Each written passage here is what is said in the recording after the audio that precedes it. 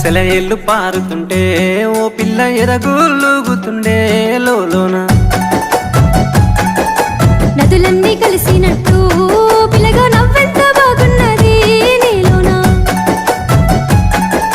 గాజుల సప్పులు గలుగల్లు మోగంగా గజ్జెల పట్టీలు గంతేసి ఆడంగా వరిగడ్డి మోపు ఎత్తి ఓ పిల్ల వయ్యారి నడుము పవే ఈ వేళ సిగ్గు సింగా